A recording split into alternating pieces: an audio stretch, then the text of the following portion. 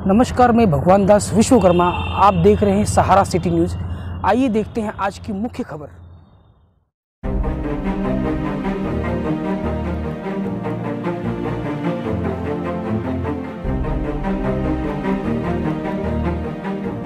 Barrister Asaduddin Owaisi साहब, इनकी गाड़ी के ऊपर 5 राउंड गोली से फायर की गई।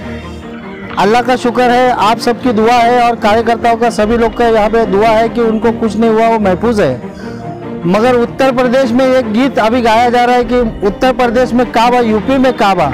तो यूपी में गोलियन का बरसात बा।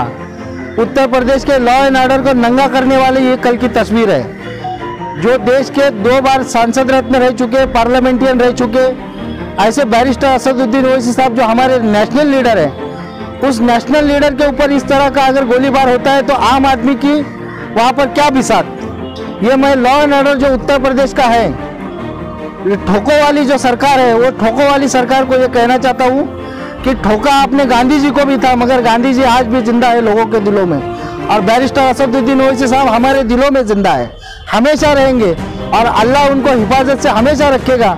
हम भिवंडी के लोगों की, तमाम लोगों की उनके साथ दुआ है।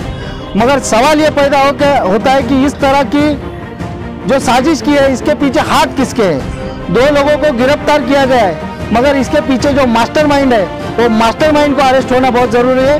और असद साहब जैसे बेबाक लीडर, मैं खास तौर पर मुसलमानों को कहना चाहता हूँ कि एक बेबाक आवाज़ आपको मिली है, इस बेबाक आवाज़ को पहचानिए, आज उसके साथ मुत्तहिद होकर खड़े हो जाइए। मैं इस बुलेट का जवाब जो है जनता से कहना चाहूँगा कि आप बुलेट का जवाब बुलेट से नहीं देंगे, बुलेट का जवाब बैलेट से दिया जाएगा। उत्तर प्रदेश के चुनाव में असदुद्दीन ओवैसी साहब के एमआईएम पार्टी को मजबूत करने के लिए बैलेट से हम लोग उसका जवाब देंगे, बुलेट का जवाब बैलेट से देंगे और एमआईएम के ज़्यादा से ज़्यादा नुमाइंदे कामयाब करेंगे। और इस घटना का निषेध करने के लिए प्रांत ऑफिस के अंदर आज हम प्रांत अधिकारी साहब को मेमोरेंडम देने के लिए आए थे। प्रांत ऑफिसर साहब का हम तहे दिल से शुक्रिया अदा करते हैं कि वो खुद यहाँ पर मौजूद रहे और हमसे मेमोरेंडम लिया और हमारी बात राज्य शासन के पास पहुँचाने का उन्होंने आश्वासन दिया है।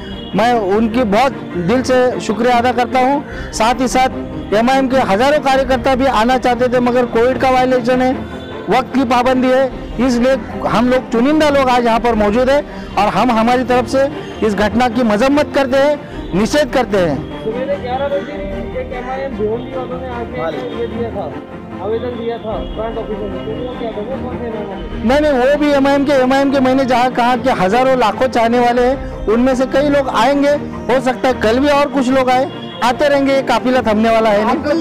ये पार्टी आदेश था या आप लोग खुद अपनी तरफ से आ रहे हैं? नहीं, देखिए, ये तो खुद का, हमारा हर एक व्यक्ति का निजी अधिकार है कि जहाँ पर भावनाएं हर्ट होती है तो आते हैं, मगर साथ ही साथ बैरिस्टर असदुद्दीन ओवैसी साहब के ऊपर ये जो हमला हुआ, इसकी मजम्मत करने के लिए हमारे महाराष्ट्र के इम्तियाज जलील साहब जो MP है, खासदार है और अध्यक्ष है, उन्होंने ये कहा, डॉक्टर गब्बार कादरी साहब के हिदायत पर ये हमने निषेध आज यहाँ पर हमारा निवेदन ज्ञापन सौंपा है। ओके, क्या कहना चाहते हैं आज जो आपने मेमोरेंडम दिया और अभी अमीन? सबसे पहले तो मैं अल्लाह सुब्हानहू तआला का शुक्रगुजार हूँ कि बैरिस्टर असदुद्दीन ओवैसी साहब हम लोगों की आन बान शान, हमारे सदर मोहतरम सेफ है। इस हमले की जितनी भी निंदा की जाए, जितनी भी मजम्मत की जाए, उतनी कम है। सवाल ये पैदा होता है कि ये नफ़रत की आंधी, नफ़रत का तूफ़ान कब रुकेगा, कौन है इसका जिम्मेदार?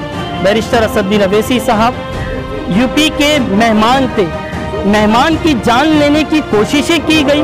मैं यूपी के गयूर नौजवानों को, मेरी इज्जतदार माँ और बहनों से कहना चाहता हूँ, अगर आप इसका इंतकाम, इसका बदला लेना चाहते गए तो आपको तलवार, बारूद, बंदूक उठाने की ज़रूरत नहीं है। मजलिस इत्तेहादुल मुस्लिमीन की के हर कैंडिडेट को अपनी शहादत की उंगली से जिताकर ऐवान असेंबली के अंदर भेजे।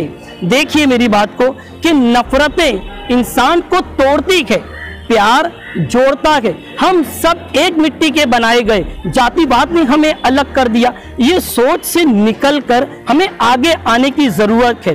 देश के वज़ीर आज़म नरेंद्र मोदी जी ने क्या कहा था 2017 के अंदर गुजरात की सरजमीन पर कि समाज में वायलेशन करने वाले के लिए कोई जगह नहीं की गई। अगर मोदी जी का ये जुमला सच है अगर सच कह रखे गए तो मोदी जी इस पर इंक्वायरी बैठाइए और इन जालिमों को जेल की सलाखों के पीछे भेजिए और इनके पीछे जो है उनको भी भेजिए। एमपी राहुल गांधी जी पर हमला हुआ था, मजलिस इत्तेहादुल मुस्लिमीन के सदर एमपी इम्तियाज जलील साहब ने आगे आके निंदा किया।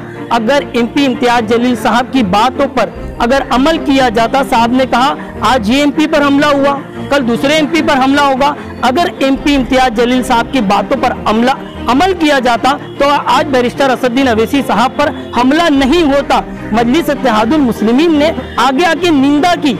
एक एमपी पर हमला हुआ, देश का युवा आज ये जानना चाह रहा है कि बैरिस्टर असदुद्दीन अवैसी साहब पर हमला हुआ है तो जो सेकुलर पार्टी अपने आप को कहती है, कांग्रेस कहती है, समाजवादी कहती है, एनसीपी कहती है, आज उनकी जबानें क्यों खामोश बैठी हुई है?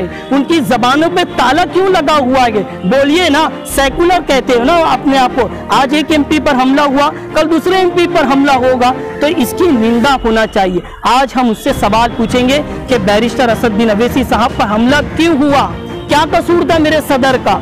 मेरे सदर जो है हुकूमत की आंखों में आंखें डाल के बात करते गए और सच्चाई को बयान करते गए। यही तो सुप्रीम कोर्ट के जस्टिस चंद्रचूड़ ने कहा कि हुकूमत के सामने, सत्ता के सामने सच बोलना और हुकूमत के सामने खड़े रहना, यही बैरिस्टर असदुद्दीन अवैसी साहब कह रहे थे।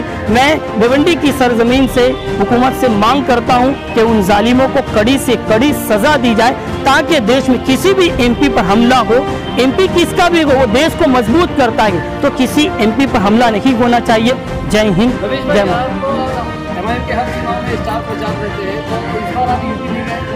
यूपी। इंशाल्लाह बैरिस्टर एमपी इम्तियाज जलील साहब ने 300 लोगों की टीम बनाने वाले गए, जैसे ही उनका आदेश आएगा इंशाल्लाह हम लोग